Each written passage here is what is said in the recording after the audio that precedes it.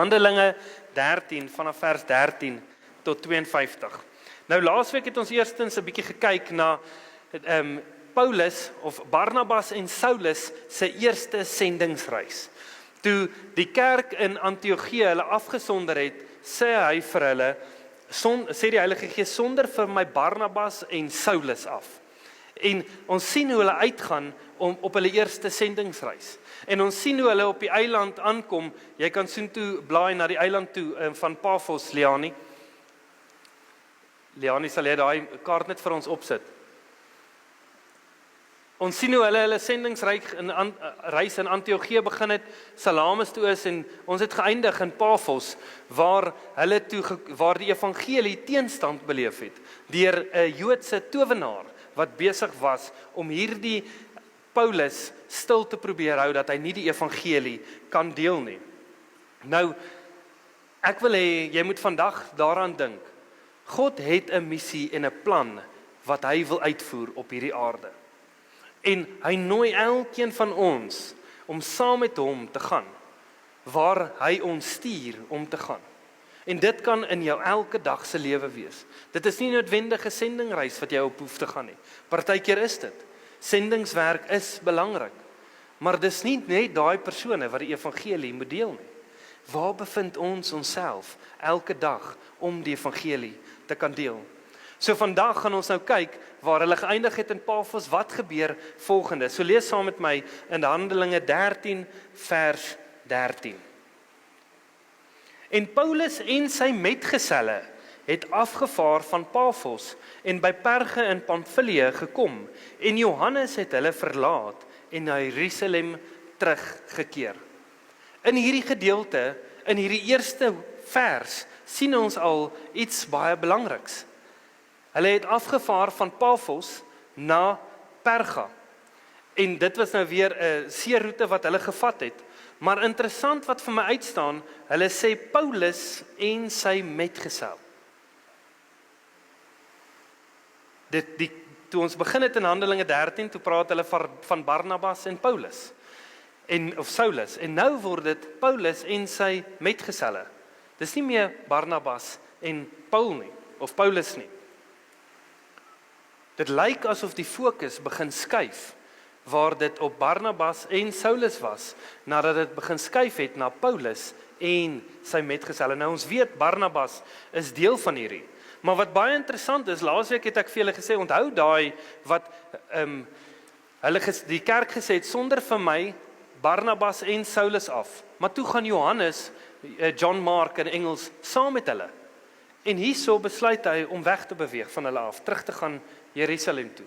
Nou die skrif sê nie vir ons hoekom dit gebeur nie, maar ons gaan later sien dat daar 'n bietjie konflik was, want Barnabas wou weer gehad het dat Johannes saam met hulle op sendingsreis moes gaan, en Paulus sê nee, hy gaan nie saam met ons nie.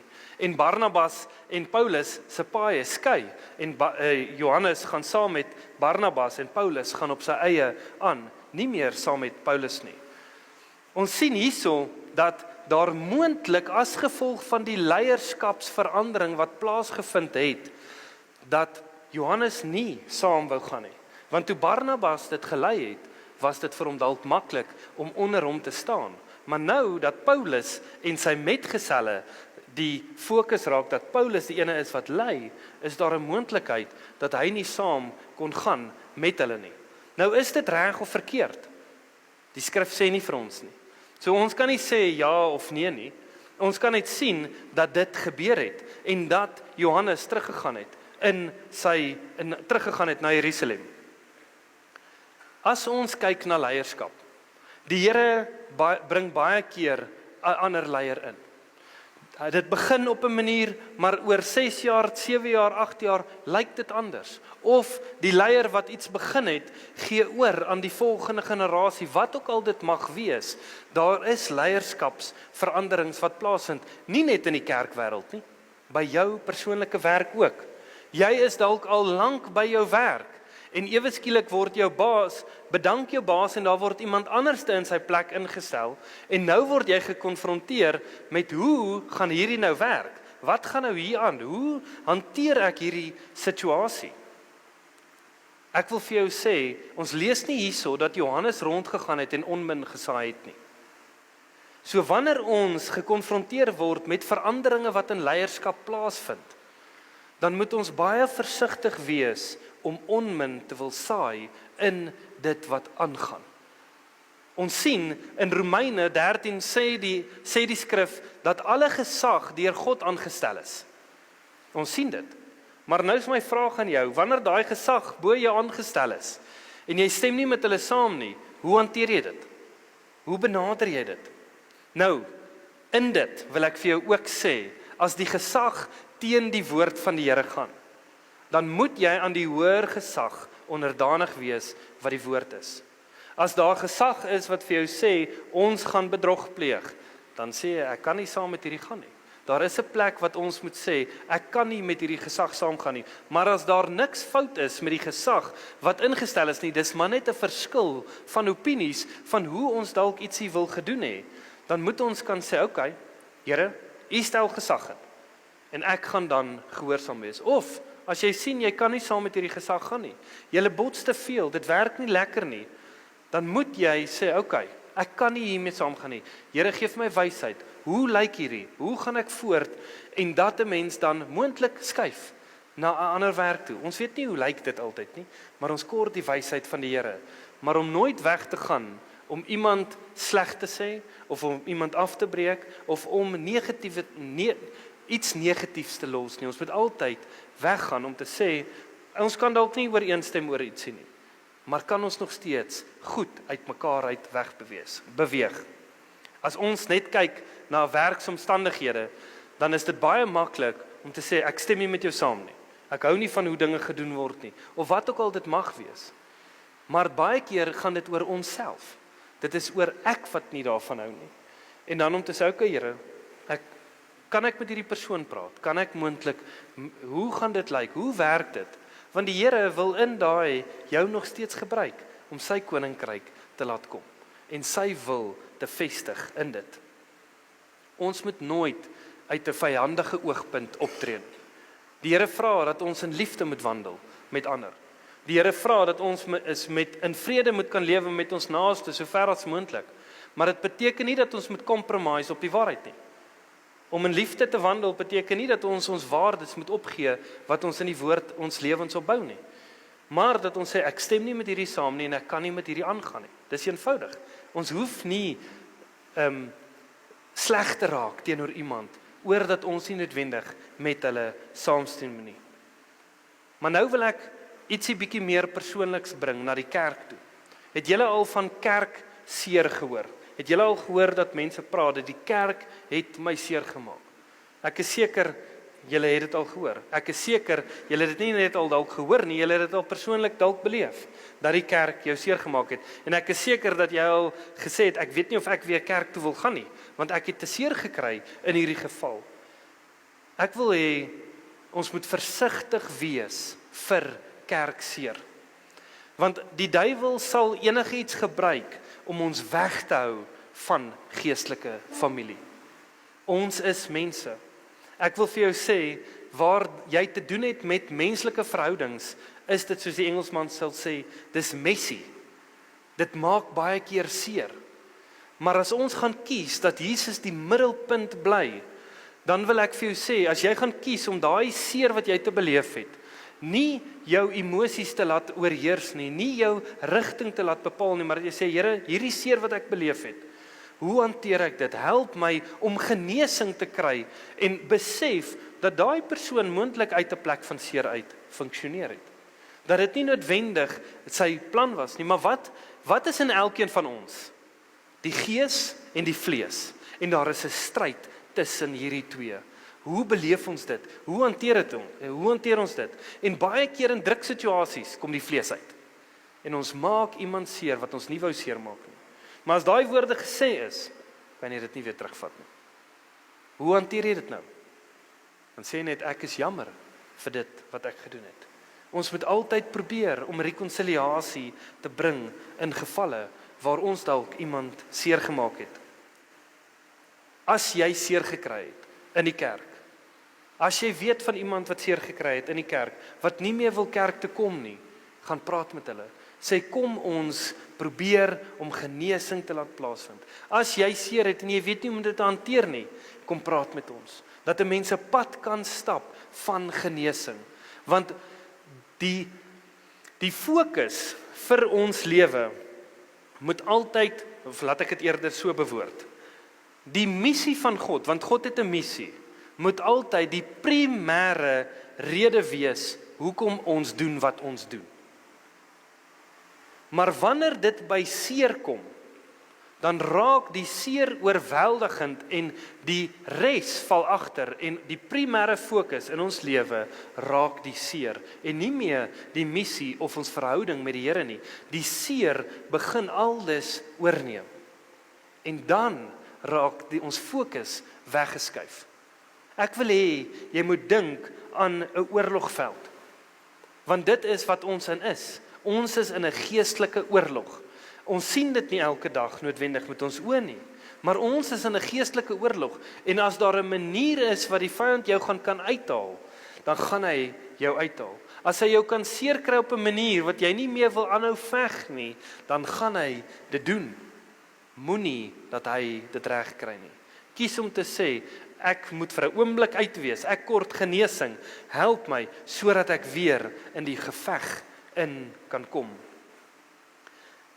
In vers 13 sê hy, maar hulle het van Perge af vergaan en in Antiochië in Pisidia aangekom en hulle het op die Sabbatdag in die sinagoge gegaan en gaan sit. So daar's 2 Antiochië's. Die ene is daarbo aan die linkerkant, dit is waar hulle self nou bevind, waar hulle in die sinagoge gaan sit het. So kom ons lees nou wat gebeur in vers 15 en hierdie is 'n baie interessante gedeelte wat ons nou gaan begin deurwerk. So is 'n groot gedeelte en ek gaan hom mooi probeer oopbreek vir julle dat ons dit mooi verstaan. Kom ons lees vers 15 en 16. En na die lesing van die wet en die profete het die hoofde van die sinagoge na hulle gestuur en gesê, broeders, as julle 'n woord van opwekking vir die volk het, spreek dan. Toe staan Paulus op, wink met die hand en sê, Israeliete en julle wat God vrees, luister. So ons sien hierso eintlik 'n baie mooi model van hoe moet ons voorbereid wees om binne en buite seisoen reg te wees om iets te kan deel. En jy sit dalk hierso en sê nee, maar ek is nie 'n pastoor nie. Ek is nie iemand in 'n leierskapsposisie nie. Ek hoef nie binne of buite seisoen reg te wees om iets te kan deel nie. Ek wil vir jou sê, jy is dalk 'n leier van huis. Jy gee dalk iewers te skool. Jy het dalk iemand wat onder jou is. En kan jy daai geleentheid, is jy reg wanneer die geleentheid kom om iets met daai persoon te kan deel? Of nie? Want dit is baie keer wat ons potjie. Ons sê nee, ek is nie reg nie. Ek is nie voorbereid nie. Maar my vraag is, gaan jy uit die dag om te sê, Here, wat wil U dalk hê moet ek vir iemand sê? Sodat ek voorbereid is wanneer daai geleentheid kom, dat ek die waarheid met daai persoon kan deel. Kom ons lees wat sê dit verder in vers 17 tot 22. Toe God van hierdie volk, so Jesus Paulus nou besig om te begin sy preek te gee, en ons gaan nou 'n bietjie daarna kyk, maar kom ons lees wat sê hy nou. Toe God van hierdie volk Israel het ons vaders, die God, nie toe God nie. Die God van hierdie volk Israel het ons vaders uitverkies en die volk verhoog toe hulle bywoners in Egipte land was en met 'n hoë arm hulle daaruit gelei. En omtrent 40 jaar lank het hy hulle in die woestyn verdra. En 7 nasies het hy in die land Kanaan uitgeroei en hulle land deur die lot aan hulle uitgedeel. En daarna omtrent 450 jaar lank het hy rigters gegee tot op Samuel die profeet. En van toe af het hulle 'n koning begeer en God het aan hulle gegee Saul, die seun van Kis, 'n man uit die stam van Benjamin, 40 jaar lank.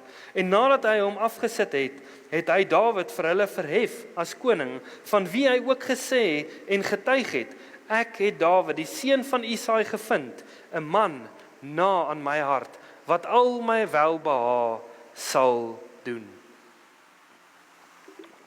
Ons sien hierso Paulus wat die geleentheid gebruik om aan die Israeliete, wat hierso sit, die Jode, ewe skielik te verduidelik wat gaan hier aan die gang. Hy's besig om 'n preek voor te berei vir hulle om hulle iewers heen te lei. So hierdie gedeelte gaan oor die geskiedenis van Israel. En klink dit nie vir julle baie bekend soos die gedeelte wat Stefanus gedeel het voordat hy gestenig is nie? Dis baie dieselfde as jy gaan kyk na hierdie twee preke. Interessant dat Paulus daar was toe Stefanus gestenig is.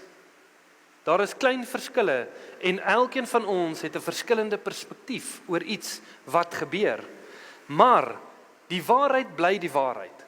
Dit is hoekom Paulus hierdie kan deel, want die geskiedenis is die geskiedenis. Ons kan nie 'n nuwe teologie wil bou rondom geskiedenis wat gebeur het nie. Paulus deel daai geskiedenis want hy's besig om op te bou na iets wat voorlê. Omdat daar klein verskille is in hierdie gedeelte, moet ons baie versigtig wees vir iets wat baie maklik in ons samelewing sy kop uitsteek, en dit is iets niets. Ek het nou net iets niets in die woord gekry, en ons hardloop 'n hasie, wat nie noodwendig die regte hasie is nie. In Efesiërs 4 staan daar, ons moet versigtig wees vir elke new wind of doctrine. Ons moet baie versigtig wees vir nuwe goeters wat opkom, en dit is amper, dit raak die fokus, wat die fokus wegskuif van die evangelie af, want wat deel Paulus hierso? Hy deel geskiedenis, maar hy gaan dit bring na die evangelie toe. Want dit is die missie en die plan van God, die evangelie van Jesus Christus. Paulus is nie hier besig om iets niets te bring nie. Hy bring die waarheid in hoe dit gesê is. Met die geskiedenis van Israel sien ons iets baie interessant. God lei vir Israel uit Egipte uit. Hulle is vir 40 jaar in die woestyn, omdat hulle gerebelleer het.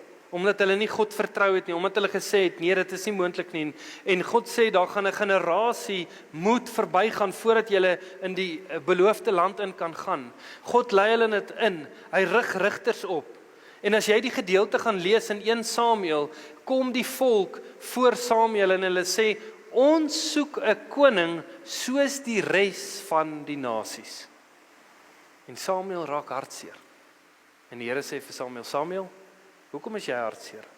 Hulle verstoot nie vir jou nie, hulle verstoot my as hulle koning. Ek gaan vir hulle gee wat hulle wil hê. Maar dit was nie God se hart nie. God se hart was dat hulle hom sou volg as die een wat hulle rigting moet wys en hulle moet lei. Ons sien hoe Saul nie die man was wat hy moes wees nie. Hy het heeltyd gekies om volgens die mense se begeertes te regeer, en God rig vir Dawid op. Hoor wat sê hy in vers 22. En nadat hy hom afgesit het, het hy Dawid vir hulle verhef as koning, van wie hy ook gesê en getuig het, ek het Dawid die seun van Isaai gevind, 'n man na my hart, wat al my welbehae sal doen. Dit wat God in Dawid gesien het, dit is wat God nou nog soek in elke persoon. 'n Persoon wat sy hartsbegeerte het en kies om sy welbehae te doen. Ek en jy het die keuse om te sê, Here, ek het probleme, ek het dinge wat my bekommernisse het, ek het al hierdie goeders, maar Here, nie my wil nie, maar U wil. Nie my plan nie, U plan vir my lewe.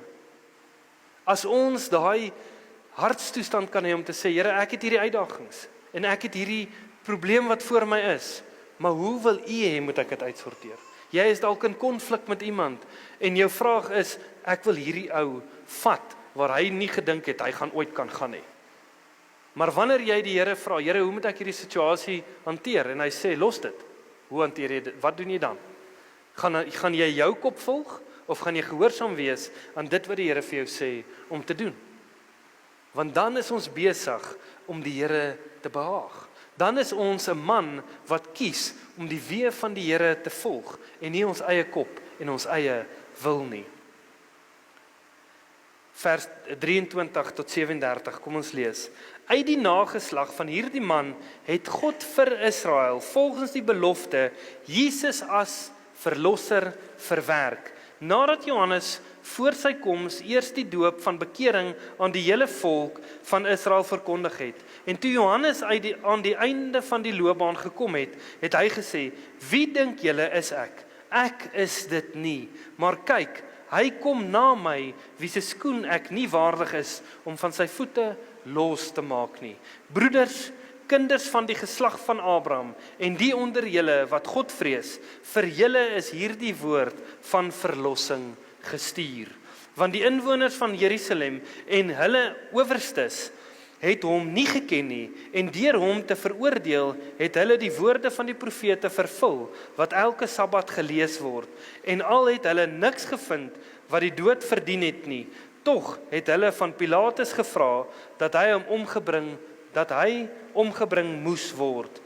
En toe hulle alles verbring het, wat oor hom geskrywe is, het hulle hom van die kruishout afgehaal, en in 'n graf neergelê. Maar God het hom uit die dode opgewek, en gedurende baie dae het hy verskyn aan die wat saam met hom opgestaan het, van Galilea na Jerusalem, en hulle is sy getuies by die volk. En ons bring julle die goeie tyding van die belofte wat aan ons vaders gedoen is, dat God dit aan ons, hulle kinders, vervul het deur Jesus op te wek, soos daar ook in die 2de Psalm geskrywe is, U is my seun, vandag het ek U gegenereer. En dit het hy hom opgewek het uit die dode, sodat hy nie meer tot verderwing sou terugkeer nie. Het hy so gespreek, ek sal aan julle gee die heilige weldade van Dawid wat betroubaar is. Daarom sê hy ook op 'n ander plek, U sal U heilige nie oorgee om verderging te sien nie, want Dawid het ontslaap nadat hy sy eie geslag volgens die raad van God gedien het, en is by sy vaders weggelê en het verderwing gesien. Maar hy wat deur God opgewek is, het geen verderwing gesien nie. Ons sien in hierdie gedeelte hoe Paulus nou die evangelie aan hulle deel. En hy sê, hy spring van Dawid, spring hy al die pad tot by Johannes. Maar hoekom doen hy dit? Want hy wil iets probeer verduidelik. En hy wys vir hulle, waar het redding vandaan gekom? Ek sien in hierdie gedeelte dat as gevolg van die Jode in Jerusalem, die leiers wat Jesus verstoot het hulle tot vervulling gebring wat die plan van God was. Ek en jy het 'n keuse om te maak, elke dag. Soos wat daai owerstes keuses gemaak het, of hulle gaan na God luister of nie. Maar ek wil vir jou sê, God gaan elke persoon gebruik. Jy het die keuse of dit tot eer is en of dit tot oneer is. God se koninkryk gaan gevestig word op hierdie aarde.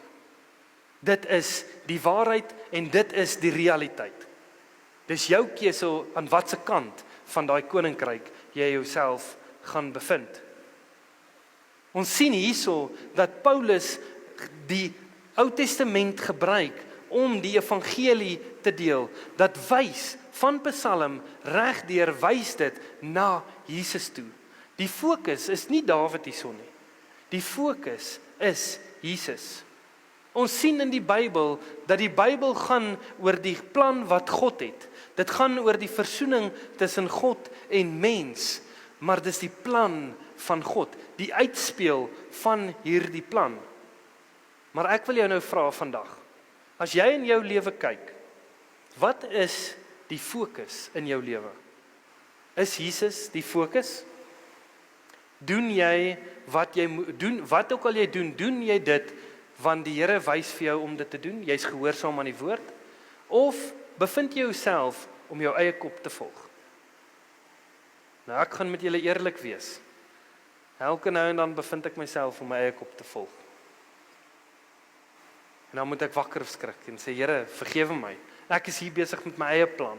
Iets het gebeur en nou is ek hier, ek gaan in hierdie rigting en u plan is op hou gesit. Ek is nie besig met die werk wat u my voor geroep het nie. En dan moet ek regmaak en sê, Here, help my dat ek my fokus hou op u weg en u waarheid. In vers 38 staan daar geskryf, ons gaan somme vanaf 38 tot 41 lees. Laat dit dan aan julle bekend wees, broeders, dat deur hom vergifnis van sondes aan julle verkondig is, en dat elkeen wat glo deur hom geregverdig word van alles waarvan julle deur die wet van Moses nie geregverdig kon word nie. Pas dan op dat julle nie oor julle kom wat deur die profete gesê is nie. Kyk dan, julle verachters, en wees verwonderd en verdwyn, want ek gaan iets in julle dae doen, iets wat julle sekerlik nie sal glo as iemand julle dit nie vertel nie. Dis vir my so mooi wat Paulus hierso doen. Hy kom en hy sê, ek wil vir julle die weg wys na vergifnis. En dit is opgesluit in Jesus.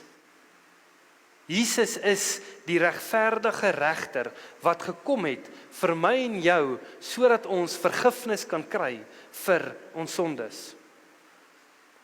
In hierdie oomblik word die Jode gekonfronteer met waarheid.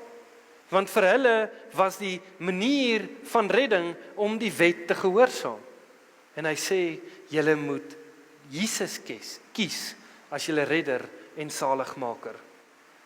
Wanneer ek en jy gekonfronteer moet word met waarheid, moet ek en jy baie versigtig wees hoe ons reageer. Hoekom sê ek dit? Want in daai oomblik wat ons gekonfronteer moet word met waarheid, het jy 'n keuse om te maak. Gaan ek na die waarheid luister of gaan ek die waarheid verstoot? En as jy kies om die waarheid na te luister, is daar konsekwensies vir jou aksies. As jy kies om die waarheid te verstoot, is daar ook konsekwensies vir jou aksies. Die ene gaan goed wees en die ene gaan sleg wees. Paulus is hier besig om sy preek te beëindig. En hy sê hierso vir die Jode, julle moet nou versigtig wees, want ek het nou die waarheid met julle kom deel. Hoe gaan jy hierop reageer? Want as jy nie reg op dit reageer nie, dan gaan gebeur wat van geskryf is, dat julle iets nie sal sien wat in julle midde besig is om te gebeur nie. Hoe reageer ek en jy wanneer ons met waarheid gekonfronteer word? Kom ons lees wat gebeur verder in hierdie gedeelte en ek gaan afsluit met hierdie laaste gedeelte. Vanaf vers 42 tot 52. En toe die Jode uit die sinagoge gegaan, het die heidene versoek dat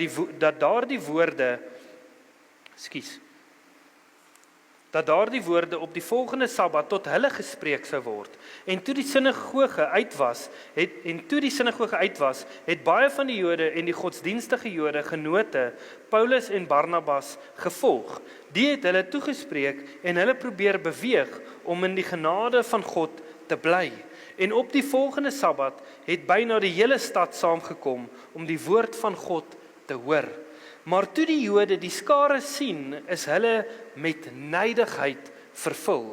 En hulle het met lasterlike woorde weerspreek wat deur Paulus gesê is. Maar Paulus en Barnabas het vryheid gespreek en gesê, dit was noodsaaklik dat die woord van God aan julle eers verkondig moes word. Maar aangesien julle dit egter verwerp en julle self die ewige lewe nie waardig ag nie, kyk, ons wend ons tot die heidene, want so het die Here aan ons bevel gegee, ek het u 'n lig vir die nasies gemaak, sodat u tot redding sal wees, tot aan die einde van die aarde. En toe die heidene dit hoor, was hulle bly, en hulle het die woord van die Here geprys, en daar het gelowig geword almal wat verordeneer was tot die ewige lewe. En die woord van die Here is deur die hele land verbrei. Maar die Jode het die godsdienstige en aansienlike vroue en die vernaamste mense van die stad opgehits en teen Paulus en Barnabas 'n vervolging in die lewe geroep en hulle buite hul gebied verdryf. Toe hulle die stof van hulle voete teen hulle afskud en na Iconium gegaan, en die disippels is vervul met blydskap en met die Heilige Gees. Ons sien hierso, nadat die sinagoge verby is, dat die heidene vra dat die woord aan hulle gespreek moes word. En ons sien daar is paar Jode en Joodgenote wat Paulus volg. En wat sê Paulus hulle? Hou in die genade van God. Nou wat is die genade van God? Die genade van God kan opgevang word in Jesus. Dit wat Jesus kom doen het vir my en jou op aarde, is die grootste genade wat gewys kan word aan 'n sondige wêreld. Jesus, wat God is, wat mens geword het, om ons sondes op hom te neem, sodat ons in 'n gesonde verhouding met God kan staan, as jy jou geloof in hom plaas. Dit is wat Jesus kom doen het, en hy het vir elkeen van ons daai genade kom wys. Maar ons sien hier weer teenstand teen die evangelie. As gevolg van nydigheid. Nou wat is nydigheid? Nydigheid is om jaloers te wees om oor iets wat iemand anders te besit, of om kwaad te wees, of om woedend te wees. Want wat het hier gebeur? Die volgende Sabbat het al die mense na Paulus en Barnabas gegaan, en die sinagoge word kwaad vir wat hierso besig is om te gebeur. In plaas van dat hulle, wanneer hulle gekonfronteer word met waarheid, sê, okay, ons besef dat Jesus is die vervulling van dit alles, en ons gaan hom volg, sê hulle, nee, dit meng in met die plan wat ek het, dit meng in met my weg, en hoe ek dinge moet gedoen word, en hulle kies om teenstand te bied, teen die evangelie wat gedeel word. Omdat die Jode kies om die waarheid te verstoot, het Paulus gegaan na die heidene. Die Jode het gedink dat as ons die wet vervul, dan gaan ons saak reg wees. Maar dit is so mooi hierso in vers 38 en vers 39 wat hy sê, deur hom het vergifnis van sondes gekom na elkeen deur hom is vergifnis van sondes aan julle verkondig. Daar is een manier wat sondes vergewe kan word, nie deur om 'n offer te bring nie, net deur Jesus. En hy gaan verder en hy sê in daai 39, en dat elkeen wat glo, deur hom geregverdig word, van alles waarin julle deur die wet van Moses nie geregverdig kon word nie. Die wet van Moses kon hulle nie regverdig nie. Die tempel en die offers wat gebring is, en die wet van Moses wat hulle volgens gelewe het, is saamgevat in een persoon, en dit is Jesus Christus, wat deur genade aan die kruis gesterf het, vir elke persoon wat kies om in hom te glo. Wat interessant is, ons sien dat God die volk van Israel wou lei, en hulle verstoot hom en hulle sê, ons soek 'n koning soos die ander nasies. En hier sien ons dat hulle die manier van redding wat deur Jesus Christus gekom het, ook verstoot. Ons moet versigtig wees om nie ons denkwyse so te vorm dat ons die manier van redding en die manier wat die Here goeders wil doen, wil verstoot, omdat ons kop wil volg in dit nie. Wat vir my interessant is, toe die heidene hierdie hoor, toe het hulle die woord van die Here geloof en geprys. As ek en jy die waarheid hoor, het ons een van twee maniere om te reageer. Of ons gaan dankbaar wees, of ons gaan nydig wees, of ons gaan afgunstig wees. Maar jy het die keuse hoe jy dit gaan hanteer. En jy moet verstaan dat jou aksies bepaal die uitkoms van die situasie. Wat die pad gaan wees wat jy gaan volg. Die hart van die Here is dat niemand verlore gaan nie, maar hy dwing ook niemand om hom te volg nie. Hy maak die deur oop en hy sê, jy's welkom om my te volg. Maar dan moet jy alles wat jy ken agterlos en my volg. Dit is my en jou vrye keuse om te kies, hoe gaan ons elke dag reageer wanneer ons gekonfronteer word met waarheid. God se hart is herstel en versoening en ons bepaal of dit gaan gebeur of nie. Maar hy het gekom om alles te restoreer teenoor hom eendag. Elke persoon wat jy mee te doen het, wat hom nie ken nie, sy hart is vir daai persoon, maar daai persoon het 'n keuse. Dis vir my so mooi wat die skrif sê, een plant, een maak nat, maar net God bring die groei. Al wat ek en jy moet doen, is om die waarheid te deel. Besef julle daar gaan teenstand wees? Ja, as jy dit nie geweet het nie, nou weet jy. Moet dit ons verhoed om die waarheid te deel met ander? Nee, ons moet dit deel, want die Here verwag dit vir ons. Die Here wil die hele wêreld aan hom versoen.